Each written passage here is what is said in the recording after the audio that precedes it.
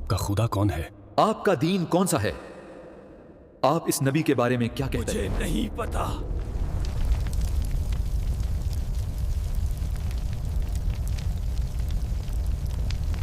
मौत इंसान की जिंदगी का सबसे बड़ा और हकीकत पर मबनी मरहला है।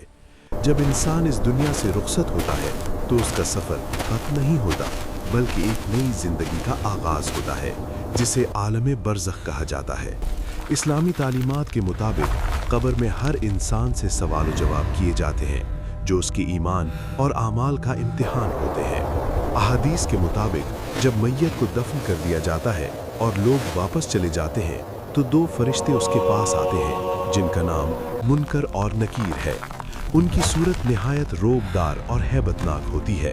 वो मैयत को उठाकर बिठाते हैं और उससे 3 बुनियादी सवाल करते हैं। आपका खुदा कौन है? आपका दीन कौन सा है? आप इस नबी के बारे में क्या कहते हैं? जो शख्स दुनिया में सच्चा मोमिन होता है वो पूरे यकीन के साथ जवाब देता है कि मेरा खुदा अल्लाह है, मेरा दीन इस्लाम है, ये हमारा नबी मोहम्मद है। उसके बाद उसकी कब्र को कुशादा कर दिया जाता है, जन्नत की खिड़की खोल दी जाती है, खुशबू और ठंडी हवा उस तक पहुंचती है और वो सुकून में रहता है। लेकिन जो शख्स दुनिया में ईमान से खाली था या मुनाफिकत में जिंदगी गुजारता रहा, वो घबरा कर कहता है कि मुझे नहीं पता।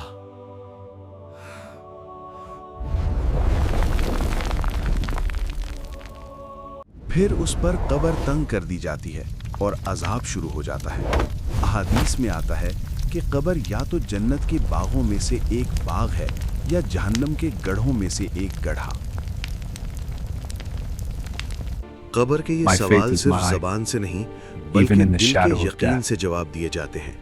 दुनिया की जिंदगी दरअसल इसी इम्तिहान की तैयारी है। जो शख्स अल्लाह की इताअत, सच्चाई, नमाज, रोज़ा और नेक अमाल इख्तियार करता है, उसके लिए कब्र राहत का मकाम बन जाती है, और जो गफलत, गुनाह और जुल्म में जिंदगी गुजारता है, उसके लिए कब्र तंगी और परेशानी का सबब बन सकती है।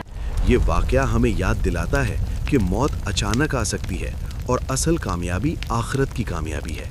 हमें चाहिए कि अपने ईमान को मजबूत करें, अपने आमाल को दुरुस्त करें और उस दिन की तैयारी करें जब हमें कब्र में इन सवालात का सामना करना होगा।